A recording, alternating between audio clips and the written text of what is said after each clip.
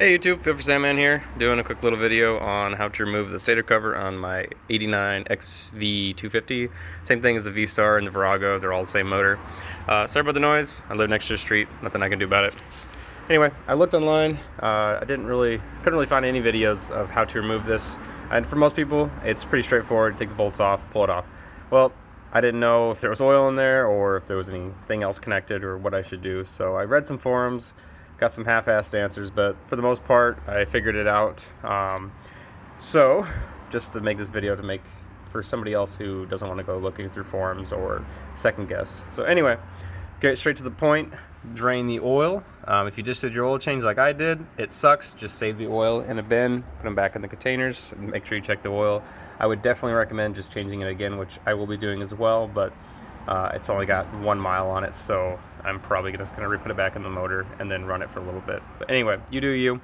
So yeah, 19mm drain bolt right there. Drain all the oil out, let it sit, get everything out as much as you can. I would recommend tilting the bike, just get it all to the plug as much as possible.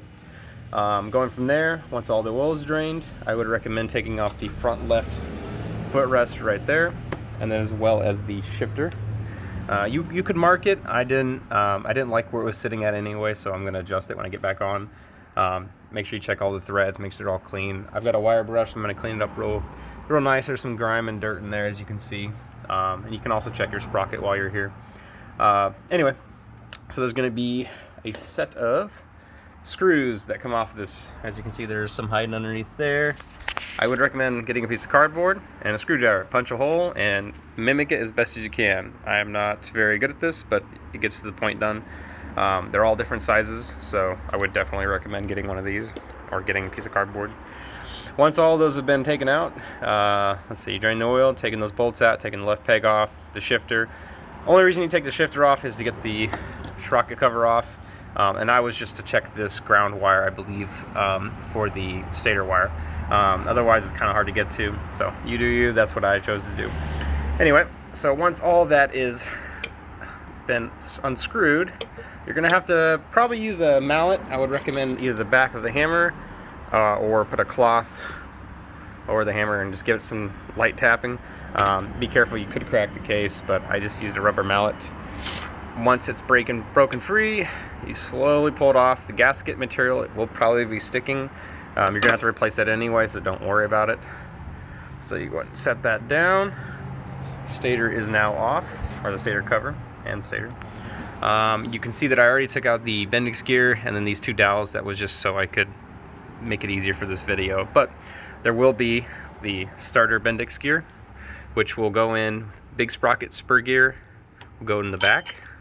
It'll sit like that, and there's a little pin that lines up, so when it's all said and done, it'll go in like that inside the motor. But this is out for video purposes. So, and you'll have the dowel right there and a dowel right there. That's pretty much it for taking it off. I was just checking my stator on mine. It is giving power. I just wanted to, go through the bike. Kind of just bored taking it apart. Anyway, mine is working. It looks a little dirty, but she still does the job. I would check this ground. This one was pretty loose. And then just check the condition of your wires right here. Make sure there's no frayed wires or pinched wires, anything like that. It is pretty close to the chain, so, just double check everything, make sure everything looks good. I went ahead and cleaned out any grime, grease, anything I could see in there. Same thing for here. Cleaned out any gunk that I could find. It's an '89, so it's got some stuff in there. And checked all the magnets, make sure everything looks good. And then once all that's done, you can put it back together. I'd go to your local motorcycle dealership and pick up yourself a new gasket. This one was 10 bucks. You can order online for 13 bucks. Super cheap. If you're really desperate and you're in a bunch or a punch or whatever you call it, RTV.